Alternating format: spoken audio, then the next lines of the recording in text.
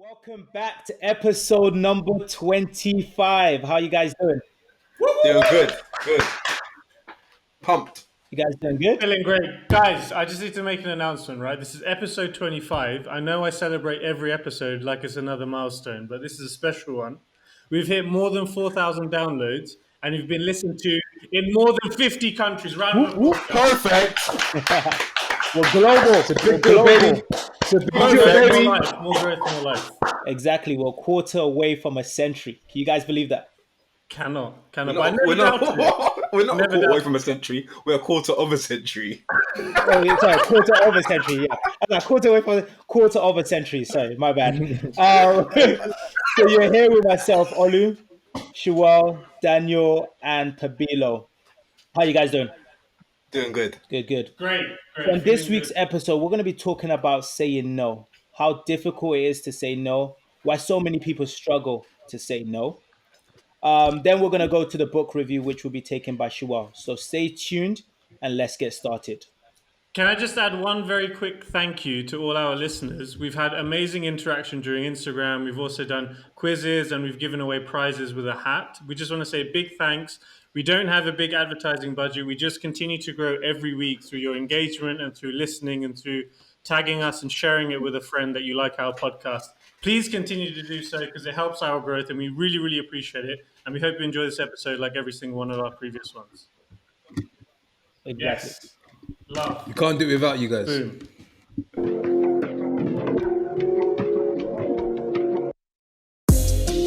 Take off, take flight with you. For we never fly, but we're flying. Cool. So guys, the reason why I picked this topic on how to say no is because for me personally, You've received a lot of them. I have received a lot. But Daniel, remember, we need to reframe the no. Every no brings us closer to a yes. So I enjoy getting a no. But for me personally, I struggle with saying no to people. So I actually want to use this episode as a way to learn how to say no. Because I know some of you guys, not looking at anyone, but maybe Pete, can say no very effectively and very easily. So this is what I want to learn from you guys. How good are you guys as individuals to saying no? Because I'm terrible. Before we get started, can I just remind you, Shuwel, or let me just remind Daniel and Olu, that one of the things you said to me in the beginning, you said, say yes to everything in life and everything will be better. So I can see why you struggle with saying no, bro. You know what I'm trying to say? Like that's your slogan. That's how you live your life. I think it's a good Everything principle is to a have. yes. But you know, there's still those moments when at work maybe or some situation you're given something to do something and you know that it's not really in your area of strength. So how do you guys effectively? You just I think Shuwel, first you need to split it. You need to split into, because there's multiple areas of life. So you got personal life, you got with your friends and family, and then you have work. So if we're talking about work, I'm not a fan of saying no, but I'm a fan of communicating what I can do. And I think that's the difficulty a lot of people face, is that they're not able to communicate what they can and cannot do within the time frame. So they end up just staying in or like working crazy hours or staying in or not being able to meet a deadline and disappointing a senior leader. But it's all about how do you communicate what you can do. And by communicating openly, you might find out what you can do actually meets the expectation or the information needed to make a decision. So I think you need to be specific on which area and what aspect you're talking about when it comes to saying no. But are we talking about saying no or receiving the no? Oh, say it. Because I can Well, receive you the I know you can receive a lot of no's, Sean. I know you can receive a lot of no's. I'm good with that. I just keep rolling through, so it's all right. So which area do you want to focus on, Shua? Or we can So do for me- multiple. So first of all, I just want to understand as individuals. So only you seem comfortable with saying no. How about P and Daniel? What's your views? You know my The position. difficulty with P is saying yes. That's why you struggle with saying yes. This is why I can't. Pete just looks at you and goes, nah. No. But I think it depends, because I think it depends. Like if we talk about a work situation, I think it's difficult. Yeah. I think we all find it difficult to say no because we're trying to make the most of the opportunity. We're trying to always perhaps impress but I think we're getting to that stage now where if you don't learn how to say no, like Olu said, you'll be there until 10, 11:30 because you're trying to, I don't know, still shine. And when you realize actually you've already got enough credibility, you can actually say no. So why don't we start with work and then we can move on to maybe other personal things. So I think, Daniel. Daniel, what's your Daniel, Oh, when was the but last time the you said thing is, no at when work, you're at Daniel? work, you don't directly say no. You always go around. You always go around. You have to. But it's true. You don't say no to like a manager, but you might try and sandwich it in between something to say I've got a lot on. I'll see how I can do, or I'll let you know. But in terms of saying no, you just have to justify it, just the way you would justify saying no to anything else, or trying to justify a project that you want to do. You have to justify why if you got a crazy amount of work that's going on, you can't take something on. You have to phrase in a way to say, I would love to do this, but given the other work I've got, unless that can be lifted from me, I can't produce the quality I would like to produce. Because there's a way of doing something, but there's also doing it well to the best of your ability. Because I can give you what you want by the end of the day. I can give you what you really want next week, which is going to be a lot more insightful, a lot more, a lot more care. A lot more care. Daniel's a bit of an expert. As you can see. No, the thing is, because I spoke to a manager once, and he said, I asked him, when do you want this for? And he said, "Well, see what you can come up with at the end of the day." And that's basically like the rough sketch. That's the outline. That's the outline. That's like the rough sketch. That's the sketch and pencil. And then what you then work on it is like refining it and painting it, and you really By the end of the day, you give a summary. You give like a 15-second elevator pitch. That's it. End of the day. But next week you have like the 10 o'clock bulletin, headlines, full story, full shebang. But Daniel, you see what that is all about, communicating what you can do. Yeah, because Olu gets for the listeners, Olu gets annoyed. Like when we started the podcast, I told him like the day before on the day when we've got to rearrange something, have something completed, and Olu would be like, "But you had 2 weeks." Yeah. 2 weeks. Yeah. I stand by that. It's just the same way with work. It's just everyone can live with your no as long as you communicate. And even with your managers, it's your manager's going to ask for something, and you say, "Okay, let me understand what you're trying to get to." Like a lot of times, you need to say, have a conversation. Like, what do you need to get to? Okay, you want to get to this. Okay, I'm not able to provide this by the end of the day, but I can give you this, and this might allow you to have enough information to make a decision. But a lot of times, we don't even have that conversation. Someone asks us to do something, and then we just start. Like what I used to do, which was so funny. Yeah, when I first started, I used to receive emails, that weren't for me, but because someone's got the same surname as me or it'll be like, "Hey, Olu, can you do this?" And I'll be reading it for time, like, "Yo, what is this?" Like, and you actually feel like, okay, maybe this is something I actually have to do. Like, you start sitting there, like, is this? And then when you build your confidence, you're just like, "Yo, is this email for me?" Like, or is like, "Are you sure you want me to do this?" And then the person will be like, "Oh, you know what? No, I don't need that information." And then they just move on. So I just feel like we need to be better in terms of communicating. But I think the game of saying no depends on the phase you are in with whatever craft or journey we're talking about. So let's say, for example, we start. If you're say starting something for the new for the first time, you're starting a new role. In the beginning, I don't think you can afford to say no, because it's not because you're not because the reason why is because you're trying to soak up as many opportunities as possible.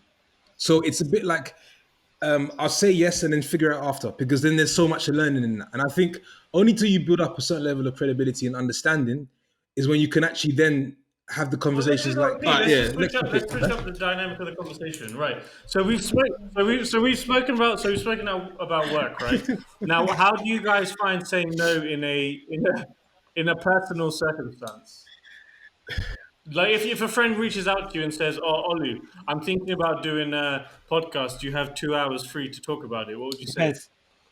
Or P, if someone messages He don't respond. you, He doesn't respond. I know P just doesn't respond to people. So when people message you, be like, "Oh, P, you got a couple of hours to catch up." How do you feel when you just blank their text? He doesn't feel anything. That's the problem. The thing is, that's not No exactly true. empathy, But nothing. mate, On a personal standpoint, how do you guys do it? And because the thing Just, that I find the reason why it's tough here is because you're on one hand you want to achieve a win-win. So you want whenever somebody asks you for your time, you want to. You're only going to really say yes if it's connected to what you're trying to do in the long run or the short term, and also it can benefit them. But I think why it's tough is because we hear a lot about if you want to grow, serve more people. If you want to, so it's like, But I disagree with you. go ahead. I would always be available, if whether it's for my benefit Agreed. or not. However, if I don't, Yeah, but you would spread yourself too thin. No. Yeah, let me finish. Let me finish. Yeah, you better come with a strong point. Go on. Yeah. What?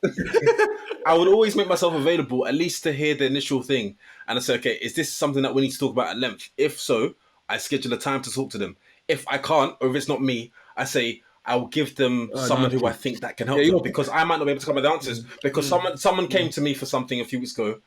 This was in May, and I said, actually, I've got the perfect person that can help you. So I gave them I their think contact the details. points that you're touching on are really key because what you're effectively saying is you say no in the form of a solution, and that's actually probably the key takeaway from, because it's also important that you don't feel bad by doing that, because a lot of people find themselves in situations where they don't want to let people down, but actually you find yourself letting yourself down because you've done way too much.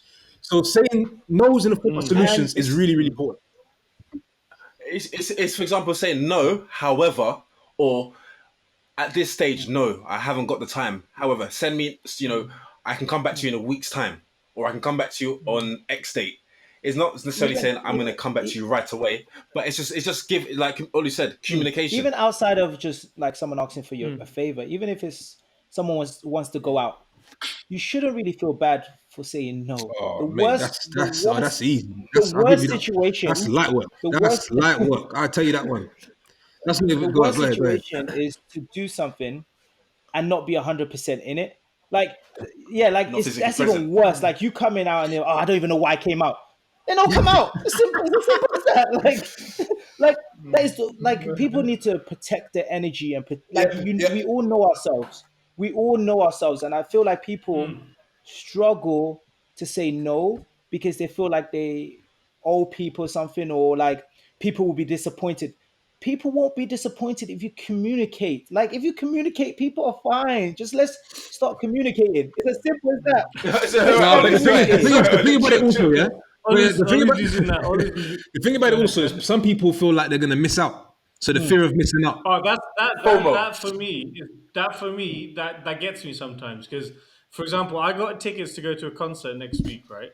And it's a Travis Scott concert. And apart from Drake and Kanye, the only other person that I love more is Travis Scott. And initially, I had to say no because of some arrangements. And then I was like, I already feel like I'm missing out on this concert if I say no. So I had to switch to make things happen. So for me, a big thing is saying no. I have this fear that I'm going to miss out on a moment. But I know that's also not real. It's probably all in my head. Is that next weekend? It's next... Yeah, next week sometime. Oh, damn. But okay, so I think... No, I'm not going to lie to you, Shuwel. You're going to miss out. But that's the thing. I moved around things to make sure I go to the concert. So again, I said yes. But on this topic... this guy's still far away. On this topic, though, you guys bring up the point of how... Because it seems to me that some of you guys do not have that fear of missing out at all. So is that something that has developed over time, or has that just been a natural state? It depends what the event is. It depends what it is, man. Because for me, it's like if it's not in line with what it is that we're trying to work for or hustle or build, then I haven't got time for it. Well, P, what if it's a long weekend in Miami with a Porsche 911? I tell you something. P will never say no to. The thing is, P will never say no to a jet ski. Jet ski. If you have a jet ski and sprinkle some clear blue water, he's gone. No. But it's more about but in those situations, those are experiences. So when it comes to traveling, our advice is always to say yes. That's what this is all about. If you can afford it. Talking about the day, don't put yourself in that to do it. Just disclaimer. If we're talking about the day-to-day living, I think people should say no more. And sometimes without a solution. Those examples that you're asking, Shuwel, those examples that you're asking P, are we saying no to stuff that we want to do or stuff that we don't want to do? It's basically stuff that we You're don't want to saying do, no to right? things that are not aligned with your core values. Or stuff that you don't want to do, right? No, You good? but it's yes and no. But what? also, not everything you want to do, you can't say yes to. Because if you say yes to everything you want to do, you'll do nothing. Say that again. Say that Agreed. one again. Say But in terms whoa. Say that one again. I say everything you want to do, you can't say yes to. Sometimes you have to say no, otherwise you end up doing nothing. Agreed. So basically, But now- prioritizing. Yeah. Prioritizing what you need to do. But I feel like when it comes to saying no, it's been something very easy if I don't want to do it. If I don't want to do something, it's very easy for me to do it. Because I've experienced previously going somewhere that I don't want to be and being there and just being like, oh. But you know what I was thinking though. The flip side is I've experienced going to somewhere where P doesn't want to be, and P telling me the whole time, "Why am I here?" Exactly. where was that? I can't It was at work.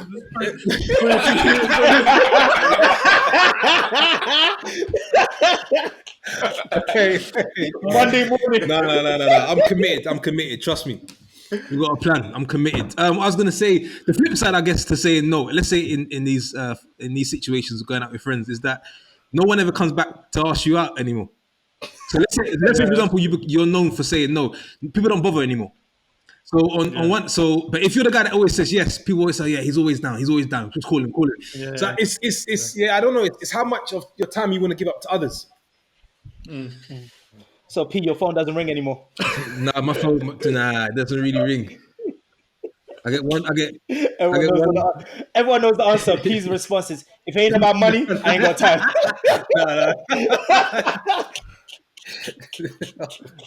All right, so but guys, I think we've covered a lot of the good bases. So we've got work, we've got personal. Now this is my curveball question, and this is for the married guys in the room, the vets. Woo! Now, how do you guys preface your question? Preface it. Hey, yo, preface your question, man. G. Okay, This is heavy weights. This is heavy weights. What are you about to say? I was wondering, how do you guys tell a loved one no if they're asking you to do something that you really, really, really don't want to do? Can you give an example? I think No, because I don't have a loved one in my life. The only person I love is myself, my mum, and my dad, and my brother. You sound like Drake. Because I just want to absorb as much game as possible. That's a good one question. day when I am married, okay. So what you're saying in this example, how do you say no to something that you really, really don't want to do? It just depends on the. It depends for me. It depends on the context and what the thing is. It really it really has to have context because it could be something that is stemmed from an event that you really don't want to do, but you know you need to do it. So let's say, for example, Daniel, example would be you've had a long day at week. Friday night, you've wanted to go back home and chill. Melissa says, "Hey, can you drive me to London and drop me off somewhere?" What? That's really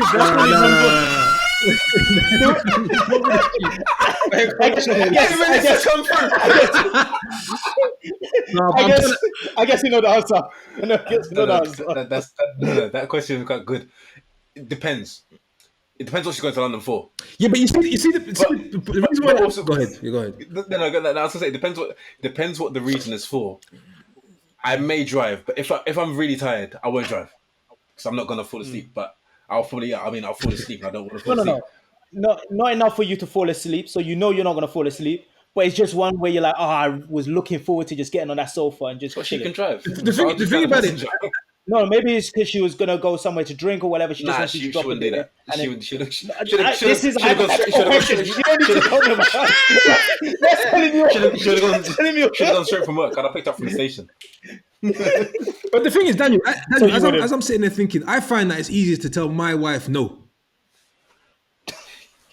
But no. I'm saying to you, it's easier to say no. Like I'm not saying, okay. First of all, I'm not saying no, and then I can just walk off and it will be okay. It's not gonna happen. There'll be ramifications. I don't have to hold back. If I don't think something makes sense for us or for me, I will say, nah, we're not about to do that, or we're not going to do. And so then we can have a discussion, and maybe it can go back and forth for quite a while. But I think it's easy to say no to your spouse than it perhaps. I don't know. Actually, I'm just thinking. Depends. Yeah, when you make that, when you're making that point, P, I'd love for the camera to pan across to Lauren and see her face right now. I just want to know where P's sleeping tonight. 'Cause you might be on that couch. You might be You on that guys couch are tonight. dumb. No. No, I gotta think of. I'm trying to think of examples. To be honest with you, there is. I'm like I don't, Daniel. I don't know about you, but there is. No. It doesn't, it Okay, doesn't, it doesn't happen. okay. I thought of something. So, Give me an example. for example, say after church on a Sunday, it's a long day. You know, I want to go home, and then she goes, "Oh, I want to stop by this person's house, or I want to stop by." We're going yard, fam. Done that. We're going yard. I'm not trying to hear that. I want to stop. Yard, Basically, she wants to do something, and the thing is, she knows I'm tired, or she knows I want to go home to watch football. Yeah, but you see, this is what I'm saying. So the thing is, But let me read. Let's hear the rest of Daniel's. The beauty of a marriage, yeah, is that Melissa knows. That's why she's not going to ask you to drop off to her friends. We're going home, B. Not you will. No. So say she wants to go somewhere quickly to pick something up or drop something. Ain't no She quick knows to go home, and she knows I'm driving. So we're going somewhere, and she's, I need to come. And then the whole time we're like, she'll be like, your face is it's like you don't want to be here. I'm like, yeah, I know, I don't want to be here. She's like, you can at least fix your face. Everyone's asking like, what's wrong with Daniel? What's wrong with Daniel? If you want to know, I'm tired. I don't want to be here. So the long of it, the short of it is, I will do it, but I don't want to do it. Or everyone will know. You know the worst of it yet? That's what we're similar, Daniel, is that we'll make it known that we don't want to be here, and we're doing it just because we love and care. I'll go. Care about I'll you, be in a room. otherwise- I'll be quiet. I won't say a word. Hello, hi everyone, and just be silent. They're like, is Daniel So right? basically, what you're saying right? is you won't be able to say no. So you can't say no. You'll just do it, but make the I would person go. know But that. I would go because she wants to go. But she'll know I don't want to be there. Okay. So next time she doesn't ask you. No, she'll still ask me. And P, she'll be like, last time people knew you weren't happy. This time, can you fix your face? Please make it clear. He says no. For example, then you got to just fix his face and keep it moving, innit? It depends. Sometimes when you're really tired and you've had a long week, it's hard. So I was just thinking, let's say for example, where it's difficult to say no, and you just have to sort of get on with it. Is let's say for example, myself and Lauren discuss something that she wants to do at a particular. I was going to say something there, but at a particular. No, I'd have given a lot away. She wants to do something on a particular weekend, and then she's booked it or she's planned it. And then when that weekend comes up, I'm like, yo, I'm trying to chill. I'm tired, yeah? And so what happens is, like, I would love for us to just cancel those plans. Then I kind of, and so for that short term, I'll make it known I don't want to go, but then I'll come around. What ends up happening is you have to come around, because otherwise then you're fighting for no reason, and it's all on you. So I guess the no doesn't last that long. Shuwel, do you tell your parents no? Because you're not married, so I guess My parents. if your mom asks you for To my something, mom, to my mom, no. Mate, I've been consistently telling my mum no since the day I was born. I think she was like, "All right, sure, you need to study in Portsmouth. No, sure, you need to work in London. No, sure, don't leave Switzerland. No, sure, come back from Japan." Probably that one I said yes to. And actually, the older I get, I'm saying yes to more things. But generally with my parents or with my family and stuff, if they need something and they call me and they ask, and I always try to help them. But yeah, that's basically. I mean, I've said no to people who aren't a. No, I'm not going to say that. All right, cool. So should we? So we've covered a lot of bases today. We've covered work, we've covered personal, and I think it's actually been great for me to get an insight into how you guys manage your marriages and relationships. Well, why don't we quickly just go around and just say one tip, just so everyone understands? Like, Okay, Nah. Go on. What's yours, Shuwel? Mine. Probably is try and communicate it effectively. So if you have a lot of priorities, then tell that person, look, these are all the other things going on in my life. What would you suggest that I take out to fit that in? And that can either be professionally and personally as well. So communicate and prioritize. Thanks for taking my point. That means I've been Yeah, talking so about that's what you get for telling me to go first. mine is to be assertive. Whatever decision you want to take, stand by it, be confident, just say no, thank you, live with your decision. Don't have any fear of missing out, because if you don't want to be somewhere you go, you're just not going to be happy. And if something happens there, Mm. that you're just going to be frustrated. So my thing is, Mm. be assertive with your decision, go with your gut feeling, and no means no. Mhm. P, what's yours? Just get very comfortable saying no. P, Nah, do you He practice? looks in the mirror and says, no, no. Nah, nah, nah. no, I win. Nah, And if any of the no, listeners need no, any for me, mentoring, like reach out. once you've determined what it is that you're about and how you want to spend your time and make use of your time, anything that doesn't align with that, feel comfortable, be very comfortable saying no. And whatever is said about it is what is said. You're very much focused on what you need to do. So everybody can't have your time. It's as simple as that. Can I get your time, P? No. This guy, anything. Right, Daniel, last but not I would least. say learn how to say no without an explanation, but also learn how to say no I like that. with a I like possible that. I like that. solution. I like the first part more. Cool. Yeah. No, it's good stuff. Okay. So book review time, book review time, book review time. This week we have none other than Shuwel, It's, and Shuwel is going to talk about a book by David Goggins. And what is the book title, please, Shuwel? We already know it's by David Goggins, but So the book title is called Can't Hurt Me, and as Daniel has already mentioned, it's by an author called David Goggins. Do you guys know who David Goggins yeah, is? he's a beast.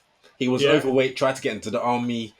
He then got into the army. He shed a lot of, quite a lot of stone, got into the army, then, ran crazy amounts and done a load of marathons, and he got like new records and all There's a great, sorts. great Yeah, interview if you with haven't, what's his name, Tony Bellew on Impact Theory. I think that was kind of but his yeah, sort of debut into the world, and that interview is probably like 2 million views plus. It's serious. Yeah. but yeah, all listeners just do a Google search, go to Wikipedia, read about David Goggins, and very, very powerful man in terms of his mindset. Yeah. And that for you guys is episode 25.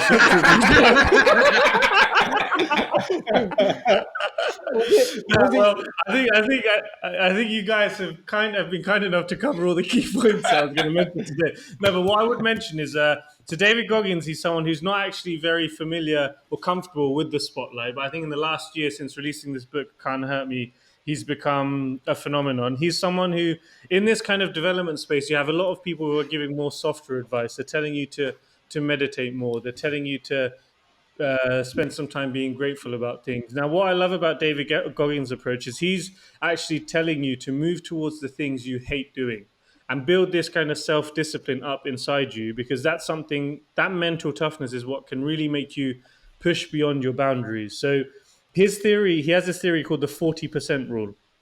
And he thinks that probably a lot of us humans are only tapping into 40% of what we have in terms of our capabilities. So this can be at work, this can be with exercise, this can be a lot of things. And for him, he realized when he was trying to run a marathon with hardly any training, and he was midway through a race and he thought he had nothing left in the tank, just from psychologically changing his mindset and telling himself, actually, do you know what, I can do this. Like, F what my mind is trying to tell me. I'm not listening to that. I've been through much worse situations.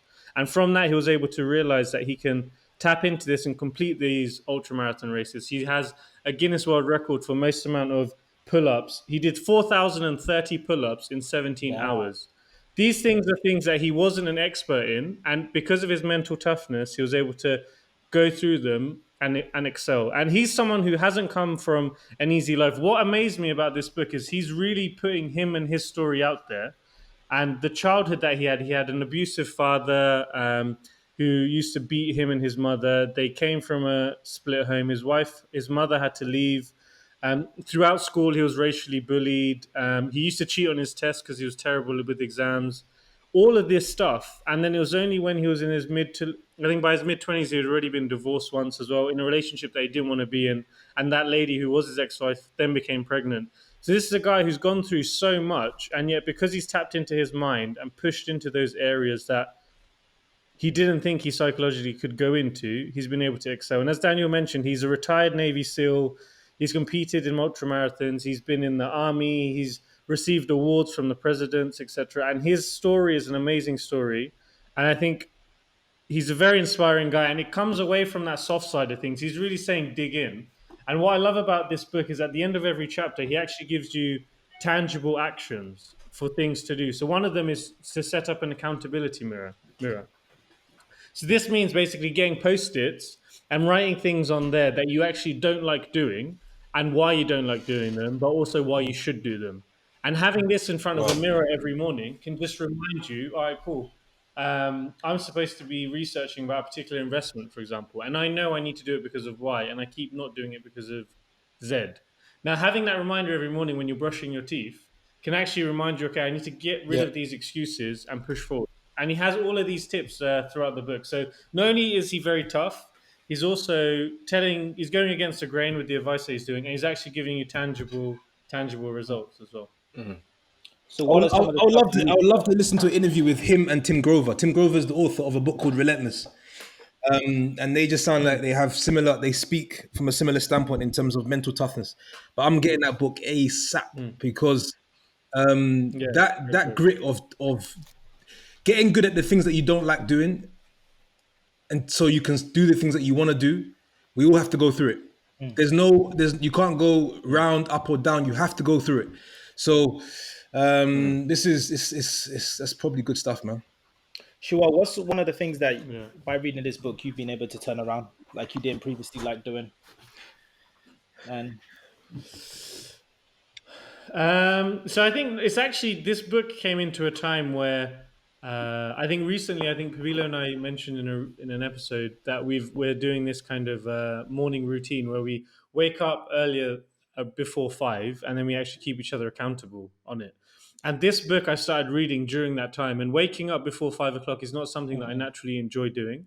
It's something that, since developing the habit of doing it it's probably been nearly a month now I've grown to really love it, to the point where if I don't set my alarm, or if for whatever reason I haven't woken up, I get really, really pissed off. And I think this book basically encompasses that, but not just in a morning routine, but really living your life like that, doing things that you don't enjoy but will bring you benefit, and doing it consistently over time, that you start to really enjoy it and then excel and do things that you weren't even capable of doing. So I think the biggest thing for me is this book kind of reinforced the actions I am doing now and gave me a reason to keep it consistent and keep pushing forward. Cool.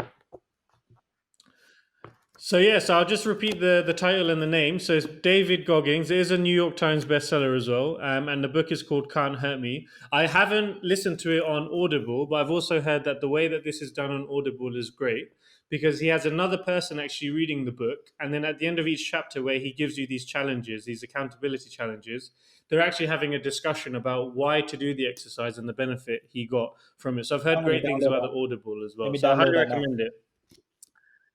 Can't Hurt Me by David Goggins. I'm sure Olu will give feedback on the Audible. The paycheck cleared. They paid me. Not joking. I don't get paid for them. Yeah, we can tell. Should we close out? So there you have it. Episode 25 in the BAG. We hope you've enjoyed it. And if you haven't, we don't want to hear it. We don't want to hear no's. But we do want to hear some constructive feedback from us. So you can do that by DMing us at Take Flight Podcast on Instagram, or email us at takeflightpodcast@gmail.com. Thank you for listening. Have a great week. God bless. Stay blessed. Peace. Take off.